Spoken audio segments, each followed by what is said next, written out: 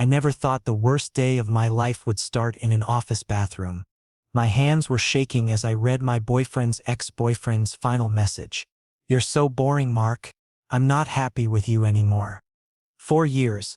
4 entire years I'd given this person everything, treated him like my whole world, and he threw me away like a disposable coffee cup. Tears stung my eyes, but I refused to let them fall. No way. I wasn't going to cry over someone who clearly didn't deserve it.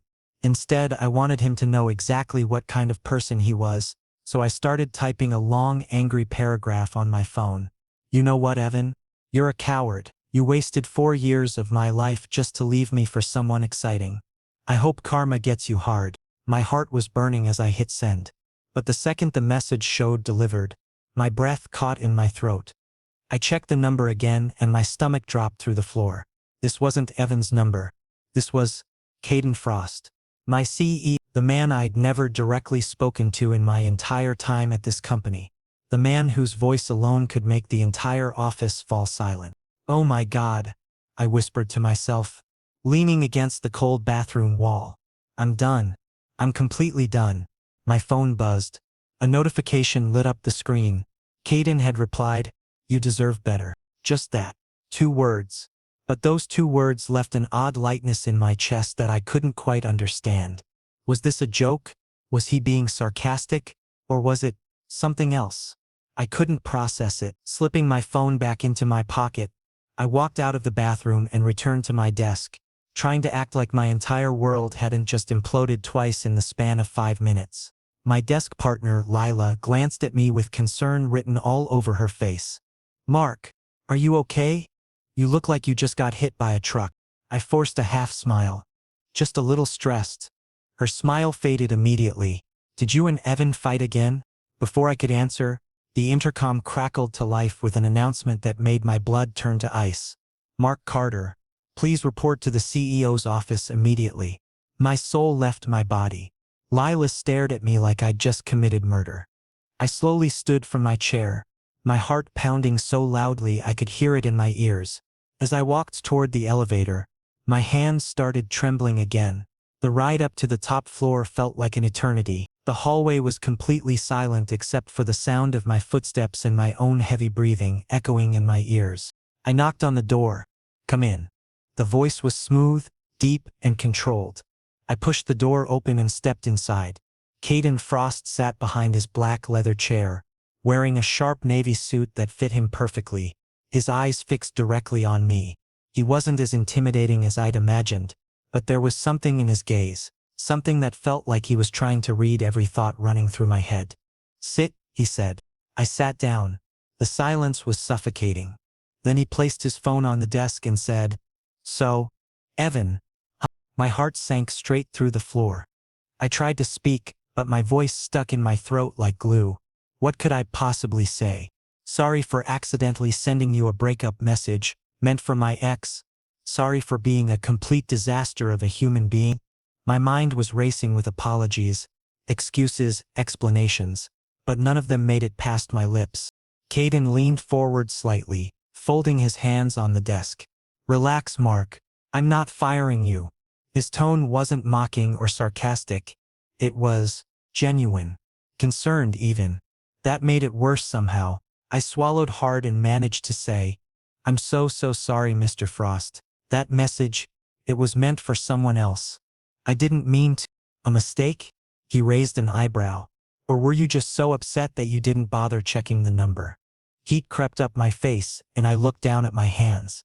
He was absolutely right, and there was no point denying it. "Look," Caden said, leaning back in his chair and crossing his arms. "I don't want to intrude on your personal life, but if someone hurt you, it's better to stay away from them, especially if they call you boring." Hearing that word again felt like a knife twisting in my chest. I kept my eyes down and said quietly, "It's not that simple." "Why not?" he asked sharply. "If someone doesn't value you, why waste your time on them?" I finally looked up at him. His eyes were hazel, intense but also gentle. It was a strange combination, because I've been with him for 4 years. "You wouldn't understand." Caden's expression softened just a little. He leaned forward again and said, "I understand more than you think. I've been in bad relationships too, But trust me, Mark. You'll thank yourself later for walking away. For a few seconds neither of us spoke. The silence stretched between us. But it didn't feel hostile.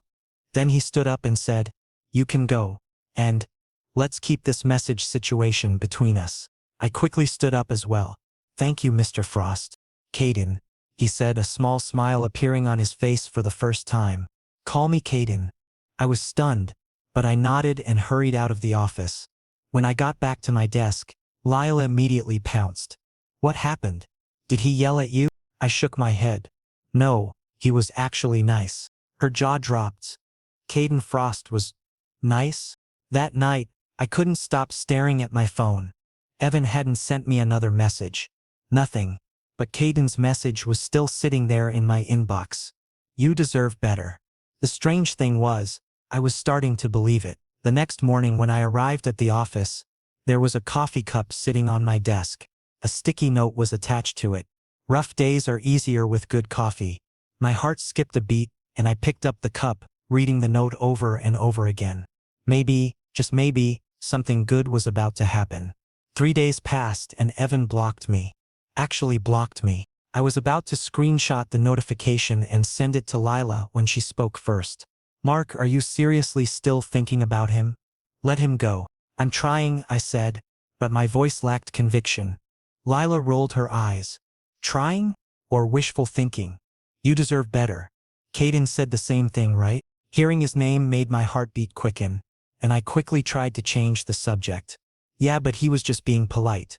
"Polite?" Lila smirked. "Mark, Caden Frost doesn't even say good morning to anyone. And he gave you coffee. He told you to use his first name. That's not politeness. That's interest." I hesitated. "Lila, stop. He's my boss. So, bosses are human too." She gave me a mischievous smile and walked away, leaving me alone with my thoughts. Around noon, I was heading to the elevator when Caden stepped inside. It was just the two of us. The doors closed and an awkward silence settled between us. But it was also strangely comfortable. I glanced to the side, but ignoring his presence was impossible. His suit fit perfectly, his cologne was subtle but intoxicating, and his posture radiated confidence without arrogance. "Mark," he said suddenly. I jerked my head toward him. "Why, yeah? How was the coffee?" He gave me a half smile. "Oh, good. Actually really good, thank you," I said quickly, trying to hide my awkwardness. "Good," he nodded. Then after a brief pause, he asked, "Has Evan contacted you?" I stared at him in shock. You remember his name?" "I don't forget the people who hurt my employees." His voice was serious but gentle at the same time. Something inside me broke, and I said quietly, "No." "He blocked me." Caden's jaw tightened. "He blocked you?" "Yeah." I let out an awkward laugh. "Guess I'm officially disposable." The elevator doors opened, but Caden stopped before stepping out. He looked at me and said, "You're not disposable, Mark. Remember that." Then he walked away. I stood there frozen, my heart pounding, my breath still tangled in my chest. From that day forward, Caden's words echoed in my mind.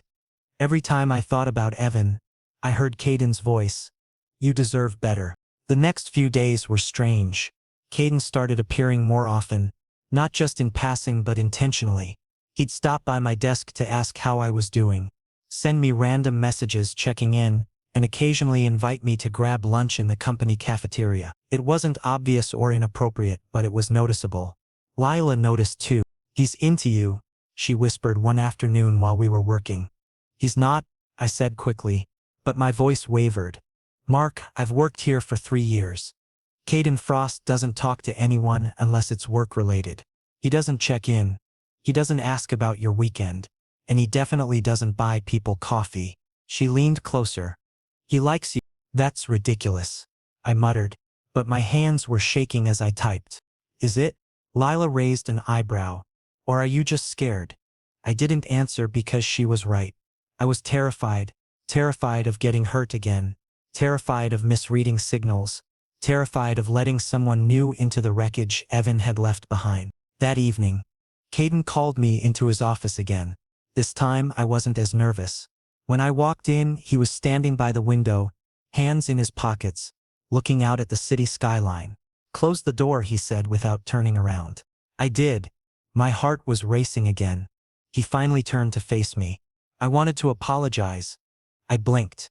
Apologize? For what? For overstepping, he said, walking toward his desk. I've been too involved in your personal life. It's not professional and I don't want to make you uncomfortable. You're not, I said quickly, surprising even myself. You've actually been really kind. More than I expected. He studied me for a moment, his hazel eyes searching mine. Mark, can I ask you something? Sure.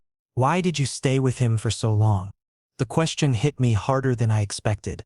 I took a breath and said, because I thought love was supposed to be hard. I thought if I just tried harder, if I was better, he'd see my worth. But he never did. Caden's expression softened. Love isn't supposed to hurt, Mark. It's supposed to feel safe. Tears pricked my eyes, but I blinked them away. I'm starting to realize that. Good, he said quietly. Then he handed me a folder. I have a project I'd like you to lead. It's a big opportunity and I think you're ready for it. I stared at the folder, stunned. Me? Are you sure? I'm sure. He smiled. You're more capable than you give yourself credit for. I left his office that night feeling lighter than I had in weeks. Maybe Lila was right. Maybe Caden did see something in me and maybe, just maybe, I was ready to see it too. The project Caden gave me was intense. But it was also exactly what I needed. A distraction from the mess Evan had left behind, and a chance to prove myself.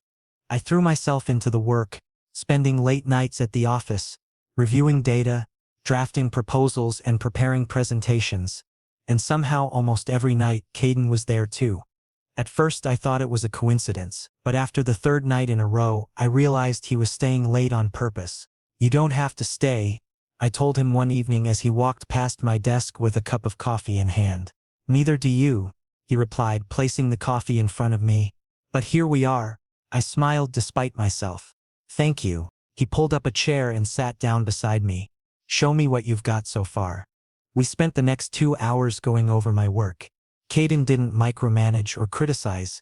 He listened, offered suggestions, and genuinely seemed impressed by my ideas. It felt good.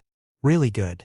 For the first time in years, I felt like someone actually valued my thoughts and opinions. You're talented, Mark, Caden said as he leaned back in his chair. I don't say that lightly. I appreciate that, I said, feeling my cheeks heat up. I mean it. He looked at me seriously. You've been underestimating yourself for too long. I didn't know what to say to that, so I just nodded and looked back at my screen. But I could feel his eyes on me, and it made my heart race in a way I wasn't ready to acknowledge yet. The following week, Lila cornered me in the break room. Okay, Spill. What's going on with you and Caden? Nothing, I said quickly, pouring myself more coffee. Mark, I saw him sitting at your desk last night at 9 p.m. That's not nothing. He was helping me with the project. Uh-huh. She crossed her arms. And the coffee every morning? And the random check-ins? And the way he looks at you like you're the only person in the room? Lila, you like him, she said bluntly. I opened my mouth to deny it. But the words wouldn't come. Because deep down I knew she was right. Somewhere between the elevator conversations and the late-night work sessions and the thoughtful gestures, I'd started developing feelings for Caden Frost. And that terrified me. I can't, I finally said. I just got out of a 4-year relationship. I'm not ready. Or maybe you're more ready than you think, Lila said gently. Mark, Evan treated you like garbage. Caden treats you like you matter. Don't let fear stop you from seeing that. Her words stayed with me for the rest of the day. That evening, as I was packing up to leave, Caden appeared at my desk again. Got a minute? He asked. Sure. He gestured toward his office. Let's talk in there. My stomach flipped, but I followed him. Once we were inside and the door was closed, he turned to face me with an expression I couldn't quite read. The presentation is next week, he said. Are you ready? I think so, I said. A little nervous, but ready. You'll do great. He paused, then added, I wanted to ask you something, though. And you can say no. Okay, would you want to grab dinner this weekend? Just the two of us. Not work-related. My heart stopped. Dinner? Yeah. He looked almost nervous. It was strange seeing Caden Frost, the confident CEO looking unsure of himself. I know it might be too soon, and I don't want to pressure you, but I'd like to get to know you better. Outside of the office, I should have said no. I should have told him I wasn't ready, that I needed more time, that this was too complicated. But instead I heard myself say, I'd like that. His face lit up with a smile that made my chest feel warm. Yeah, good. He looked relieved. Saturday? I'll pick you up at 7. Sounds perfect. When I got home that night, I collapsed onto my couch and stared at the ceiling. My mind racing. What was I doing? Was I really ready to move on? Was this a good idea? But then I remembered the way Caden looked at me. Like I was valuable. Like I mattered. Like I was worth his time. And I thought about Evan, who'd made me feel small and boring and inadequate. The contrast was stark. Maybe Lila was right. Maybe I was more ready than I thought. Saturday came faster than I expected. I changed outfits 3 times before settling on something casual but nice. Dark jeans and a button-up shirt. When Caden picked me up, he was wearing a fitted black sweater and looked effortlessly handsome. You look great, he said as I got into his car. Thanks. So do you? He drove us to a quiet restaurant on the edge of the city, the kind of place with dim lighting and soft music playing in the background. We ordered food and talked about everything. Our families, our childhoods, our dream. Caden told me about building his company from scratch, about the sacrifices he'd made and the loneliness that came with success. It's hard to find people who see you as more than just a position or a paycheck, he admitted. Everyone wants something from you. That sounds exhausting. I said, it is. He looked at me across the table. But talking to you, it doesn't feel like that. It feels easy. It does. I agreed quietly. As the night went on, I found myself relaxing more and more. Caden was easy to talk to, easy to laugh with, and being around him felt natural in a way that nothing with Evan ever had. When he drove me home, he walked me to my door like a perfect gentleman. I had a really good time tonight, I said. Me too. He hesitated, then added, can we do this again? I'd like that. He smiled, and for a moment we just stood there looking at each other. Then he leaned in slightly and said, good night, Mark. Good night, Caden. As I watched him walk back to his car, I realized something important. I wasn't just moving on from Evan. I was moving towards something new, something better. And for the first time in a long time, I wasn't afraid of it. The company's annual gala was tonight, and I honestly hadn't planned on going. Come on, Mark.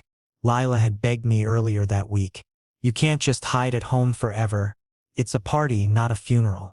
I don't know anyone, I'd protested weakly. You know me, and you know Caden. She'd wiggled her eyebrows suggestively, and I'd thrown a pen at her. But here I was, standing in the grand ballroom of some fancy hotel downtown, wearing the nicest black suit I owned and feeling completely out of place. Crystal chandeliers hung from the ceiling, a live band played smooth jazz in the corner, and everyone around me seemed to know exactly what to say and who to talk to. I grabbed a glass of water from a passing waiter and tried to blend into the background. Then I saw him. Caden stood across the room in a perfectly tailored black tuxedo, a drink in his hand, laughing at something one of the senior executives was saying. He looked effortlessly elegant, completely at ease in this world of expensive suits and corporate small talk. I told myself not to stare, but it was impossible. Something about seeing him outside the office relaxed, smiling, genuinely enjoying himself made my heart do an uncomfortable flip, and then his eyes found mine. I froze. For a moment we just looked at each other across the crowded room. Then he excused himself from his conversation and started walking toward me, and suddenly I couldn't breathe properly. Mark, he said when he reached me, a warm smile spreading across his face. You actually came. Lila forced me, I admitted, trying to sound casual despite my racing pulse. I'm glad she did.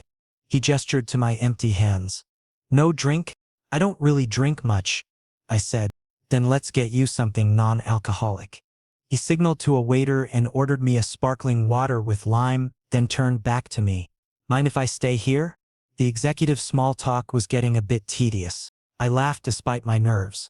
Sure, but I'm probably not much more interesting. I doubt that, he said, and the way he looked at me made my cheeks warm. We spent the next hour talking about everything and nothing. Our favorite movies, The worst concerts we'd ever been to. Funny stories from college. Caden had this way of making conversation feel effortless, like we'd known each other for years instead of just a few weeks. He told me about the time he'd accidentally sent a formal business proposal to his mom instead of a client, and I told him about the time I'd shown up to class wearing 2 different shoes. "You didn't notice all day?" he asked, laughing. "Not until I got home," I said, grinning. In my defense, they were both black. That's actually impressive in a weird way. As the night went on, I found myself relaxing more and more. The nervous energy that had been sitting in my chest all evening slowly dissolved, replaced by something warmer, something that felt dangerously close to happiness. Then the band started playing a slow song, and Caden turned to me with an expression I couldn't quite read. "Dance with me," he asked, extending his hand. My breath caught. I'm really not good at dancing." "Neither am I," he said with a slight smirk. "We can be terrible together." I hesitated for just a second before placing my hand in his. His touch was warm and steady, and he led me onto the dance floor with surprising gentleness. One of his hands settled on my waist while the other held my hand, and we started swaying slowly to the music. I was hyper-aware of every point of contact between us. His hand on my waist, his thumb brushing against my knuckles, the small space between our bodies that felt both too close and not close enough. "See?" he said softly. "Not so bad. You're leading," I pointed out. "That makes it easier. Then I'll keep leading." We danced in comfortable silence for a moment, and I let myself relax into the rhythm. Around us, other couples moved across the floor, but it felt like we were in our own little bubble, separate from everyone else. "Mark," Caden said quietly, his voice barely audible over the music. "Can I ask you something personal?" "Okay," I said, my heart suddenly pounding again. "What happened with Evan? I mean, really happened?" I tensed slightly, but Caden's hand on my waist tightened just enough to be reassuring. I took a breath and decided to tell him the truth. All of it. I told him about how Evan and I had met in college, how he'd seemed perfect at first, charming, attentive, everything I thought I wanted. I told him about the slow erosion of that initial spark, how Evan started canceling plans, how his compliments became less frequent and his criticisms more common. I told him about feeling like I was constantly trying to be enough, to be interesting enough, exciting enough, worthy enough. And then one day, he just ended it. I finished quietly. Sent me a text saying I was boring and he wasn't happy anymore. 4 years, and that's all I got. A text message. Caden was quiet for a long moment, his expression unreadable.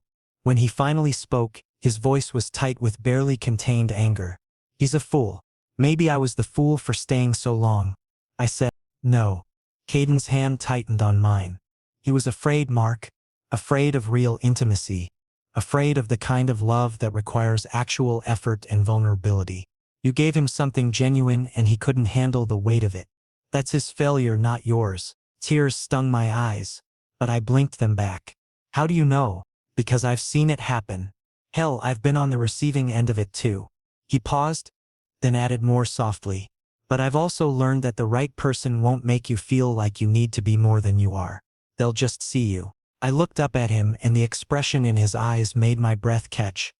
"Thank you," I whispered. "Don't thank me for telling you the truth." His thumb brushed across my knuckles again, a small gesture that sent electricity up my arm. "You deserve someone who sees your worth, Mark. Don't ever settle for less." The song ended, but neither of us moved. We stood there on the dance floor, still holding each other, and I realized with sudden clarity that what I was feeling wasn't just gratitude or appreciation. It was something deeper, something that terrified and excited me in equal measure. "Come with me," Caden said suddenly, releasing my waist but keeping hold of my hand. "I want to show you something." He led me through the ballroom and out onto a terrace that overlooked the city. The night air was cool against my flushed skin, and the sounds of the party faded to a distant murmur behind us. City lights stretched out in every direction, glittering like stars. "I come out here sometimes during these events," Caden said, leaning against the railing. "When the small talk gets to be too much." "It's beautiful," I said, moving to stand beside him. "Yeah." But when I glanced over, he wasn't looking at the view. He was looking at me. My heart stuttered. "Caden," I need to be honest with you about something, he said, turning to face me fully. I didn't just happen to walk over to you tonight. I've been watching for you since the moment I arrived. I was hoping you'd come. You were? Mark. He ran a hand through his hair, a gesture of nervousness I'd never seen from him before. I know this is probably inappropriate. I'm your boss, and you just got out of a relationship. And the timing is terrible. But I can't stop thinking about you. I haven't been able to since that first message you accidentally sent me. I stared at him, my mind racing. What are you saying? I'm saying that I care about you. More than I probably should. He took a step closer, and suddenly the space between us felt charged with possibility. I'm saying that every time I see you, every time we talk, I find myself wanting more. More conversations. More of your smiles. More of your time. And I know I shouldn't want these things, but I do. My mouth had gone completely dry. Caden, you don't have to say anything, he said quickly. I just needed you to know. No pressure, no expectations, just honesty. I looked at him, really looked at him, at the vulnerability in his eyes, the slight tension in his shoulders, the way he was trying so hard to give me space while clearly wanting to close the distance between us. And I thought about Evan, who had made me feel small and insufficient. And then I thought about Caden, who had done nothing but make me feel valued and seen. I care about you too, I said softly, and watched relief flood his features. Yeah? Yeah. I smiled. It scares me, but yeah. Caden smiled back, a real smile that reached his eyes and made them crinkle at the corners. We can take it slow as you need. I'd like that. We stood there on the terrace for a long time, talking and laughing and watching the city lights. And when Caden finally drove me home that night, I felt something I hadn't felt in years: hope. The morning after the gala, I woke up with a strange mixture of anxiety and excitement churning in my stomach. What had I done? I'd told Caden, my boss, my CEO, that I cared about him, that I wanted to see where this could go. Part of me wanted to call him and take it all back, to say I'd been caught up in the moment and didn't mean it. But the larger part of me, the part that remembered how his hand felt in mine, and the way he'd looked at me on that terrace, knew I'd meant every word. My phone buzzed with a text message, and my heart jumped. Caden. Good morning. I hope you slept well. Thank you for last night. I stared at the message for a full minute before typing back. I should be thanking you. I had a really good time. Caden, have coffee with me today? There's a place near the office. Me? Isn't that risky? What if people see us? Caden. Let me worry about that. Meet me at 10. I agreed, and spent the next hour trying on different outfits before settling on dark jeans and a casual button-up. When I arrived at the coffee shop, Caden was already there, sitting at a corner table with 2 cups in front of him. He stood when he saw me, and the smile he gave me made my stomach flip. I ordered your usual, he said as I sat down. Caramel latte, light on the foam. You remembered. I remember everything about you, Mark. The way he said it, so casual yet so sincere, made my cheeks warm. We spent the next hour talking about nothing in particular, but it felt significant anyway. Every shared laugh, every comfortable silence, every moment our eyes met across the table felt like we were building something real. Over the next few weeks we fell into a routine. Coffee dates before work, lunch together when our schedules allowed, long text conversations late at night when we should have both been sleeping. Caden never pushed for more, never made me feel rushed or pressured. True to his word, we were taking things slow, but slow didn't mean the feelings weren't growing. At the office he remained professional, never showing favoritism or making things uncomfortable. But there were small moments, a private smile when we passed in the hallway, his hand lingering on my shoulder just a second too long during a meeting, the way his eyes would find mine across a crowded room. Lila noticed, of course. You're glowing, she said one afternoon, studying me suspiciously. What happened? Nothing, I said, trying to hide my smile. Mark Carter, you are a terrible liar. Something is definitely happening. She gasped. Oh my God. It's Caden, isn't it? I didn't answer, but my face apparently said everything. I knew it. She practically squealed. I knew he was into you. How long has this been going on? Lila, please keep your voice down. I hissed, glancing around nervously. Sorry. Sorry. She lowered her voice but couldn't contain her excitement. But seriously, tell me everything. So I did. I told her about the gala, about the terrace conversation, about the coffee dates and late-night texts. I told her how Caden made me feel seen in a way Evan never had. How being with him felt easy and natural and right. You're falling for him, Lila said softly. I know. I ran my hands over my face. Is that crazy? It's only been a few weeks. Mark, the heart doesn't follow a timeline. Sometimes you just know. She reached across the desk and squeezed my hand. And for what it's worth, I think he's falling for you too. That evening, Caden invited me to his place for dinner. It was the first time I'd been to his home, and I was nervous as I rang the doorbell.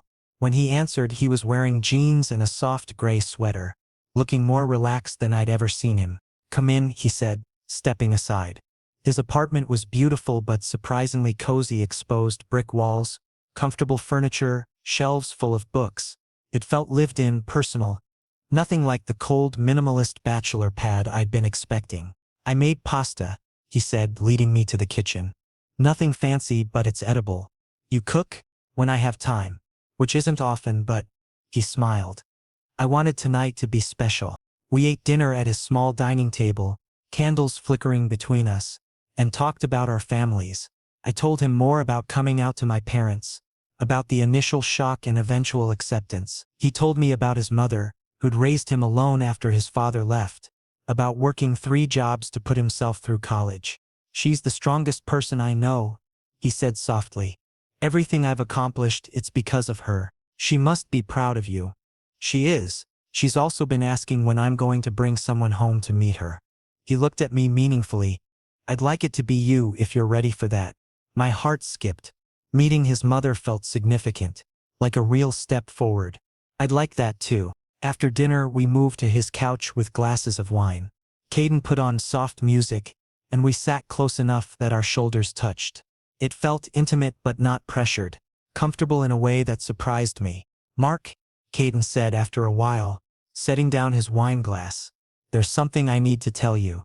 My stomach tightened. Okay, I've been in serious relationships before. 2 of them.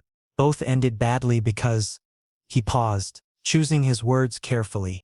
Because they wanted different things than I could give. One wanted me to tease between her and my career. The other wanted the lifestyle my money could provide but not actually me. I learned to be cautious after that, to keep people at a distance. But, I prompted softly. But with you, I don't want distance. I want closeness. I want to know everything about you. Your fears, your dreams, what makes you laugh at 3 in the morning. He turned to face me fully. I want to be the person you trust with your worst days and celebrate with on your best days. And that terrifies me because I haven't wanted that in a very long time. I set my own glass down and took his hand. It terrifies me too. Evan broke something in me, made me doubt whether I was worth loving. But when I'm with you, I don't feel broken. I feel whole. You are whole, Mark. You are always whole. Evan was just too blind to see it. And you're not? I see everything. He reached up and cupped my face, his thumb brushing across my cheekbone. I see how kind you are, how hard you work, how you light up when you talk about these you're passionate about. I see the way you care about people, the way you make everyone around you feel important. I see you, Mark. All of you. Tears pricked my eyes. No one's ever said anything like that to me before. Then people have been idiots. He smiled softly, but I'm glad, because it means I get to be the first. We sat there for a long moment, just looking at each other. Then Caden leaned forward slowly, giving me time to pull away if I wanted. But I didn't want to pull away. I wanted this. I wanted him. Our first kiss was soft and tentative, a question more than a statement. But when I didn't pull back, when I actually leaned into it, Caden deepened the kiss, his hand sliding into my hair. It felt like coming home and stepping into the unknown all at once. It felt perfect. When we finally broke apart, both breathing hard, Caden rested his forehead against mine. I'm falling in love with you, he whispered. I need you to know that. My heart felt too big for my chest. I'm falling in love with you too. He pulled me close and I tucked my head under his chin, listening to his heartbeat. We stayed like that for a long time, wrapped in each other, and I thought about how strange life was. A few months ago, I'd been crying in a bathroom over Evan. Now I was here in Caden's arms, feeling more hopeful about the future than I had in years. "Stay tonight," Caden said softly. "Just to sleep. I just want to hold you." "Okay," I whispered. That night I fell asleep in Caden's bed with his arms around me. And for the first time since Evan, I didn't have nightmares. Instead, I dreamed of possibilities. 3 months after that first accidental text message, my life looked completely different. Caden and I were officially together, though we'd kept it quiet at the office. Not secret exactly, but private. We both agreed that our relationship was nobody's business but our own. At least for now. Eventually we'd have to tell HR and make it official. But for these early months we wanted to just be Mark and Caden, not employee and CEO. The project I'd been working on launched successfully, receiving praise from clients and senior management. Caden had been my biggest cheerleader through it all, celebrating every milestone and offering support during the stressful moments. He never made me feel like my success was somehow connected to our relationship. If anything, he pushed me harder, expecting more from me, because he knew I was capable of it. "You did this yourself," he told me after the launch presentation. "I just gave you the opportunity. You're the one who made it brilliant." My confidence, which had been so thoroughly shattered by Evan, was slowly rebuilding. And it wasn't just because of Caden, it was because I was learning to see myself the way he saw me, as someone capable, talented, and worthy of good things. Evan, meanwhile, had become nothing more than a distant memory. I'd heard through mutual friends that he'd broken up with the exciting person he'd left me for and was now dating someone new. I felt nothing when I heard the news. No anger, no satisfaction. Nothing. He was just someone I used to know. A chapter in my life that had closed. One Saturday morning, Caden and I were having breakfast at his place when he brought up something that made my heart race. "So," he said casually, pouring coffee, "my mom's birthday is next weekend. I usually take her to dinner. Would you want to come with me?" I looked up from my eggs. "You want me to meet your mom?" "I do." He sat down across from me. "But only if you're comfortable with it. I know meeting parents can be intense." "No, I want to." I reached across the table and took his hand. "I'm just nervous. What if she doesn't like me?" "She'll love you," Caden said with certainty. "I've told her about you and she's already asking when she gets to meet the person who made me smile again." "You told her about me, Mark?" "I talk about you all the time. My mom probably knows your life story by now." I laughed, feeling warmth spread through my chest. "Okay. Yes. I'll come." The following weekend I found myself sitting in an upscale Italian restaurant across from Caden's mother, Margaret. She was a small woman with kind eyes and the same warm smile as her son. "So you're Mark," she said, studying me with open curiosity, "the one who's been making my son so happy." "Mom," Caden protested, but he was smiling. "I hope so," I said, trying not to be too nervous. "Oh, you definitely are. I haven't seen him this relaxed in years." She reached over and patted my hand. "He's always been so serious, so focused on work, but lately he actually calls me just to talk. Not just to check things off a list." "That's your influence." "I just listen," I said. "That's more than most people do." Margaret looked between us with obvious affection. "Caden, dear, why don't you go ask them if they have that wine I like?" Caden raised an eyebrow, clearly knowing he was being sent away, but stood up anyway. "I'll be right back." The moment he was gone, Margaret leaned forward. "Mark, I'm going to be direct with you. Is this serious?" I swallowed. "Yes. At least it is for me. And for him too, I can tell. My son doesn't bring people to meet me. Ever. You're the first in over 5 years." She smiled. "I just needed to make sure you understood what that meant." "I think I do," I said softly. "Good. Then I have one thing to say to you. He's been hurt before. Badly. People have used him, taken advantage of his success, treated him like a means to an end rather than a person. Don't do that." "I won't," I said firmly. "I care about Caden, not what he can give me. I cared about him before I even knew he was the CEO." Margaret studied me for a long moment, then smiled widely. "I believe you, and I approve for whatever that's worth. It's worth a lot." I said honestly. When Caden returned, Margaret immediately switched to lighter topics, asking about my family, my interests, embarrassing Caden with childhood stories. By the end of the evening, I felt like I'd known her for years. As we were leaving, she pulled me into a tight hug. "Take care of my boy," she whispered. "I will," I promised. In the car, Caden reached over and squeezed my hand. "That went well. Your mom is amazing. She really liked you." I could tell. He brought my hand to his lips and kissed my knuckles. "I love you, Mark. I love you too." A week later, we finally decided to tell the office about our relationship.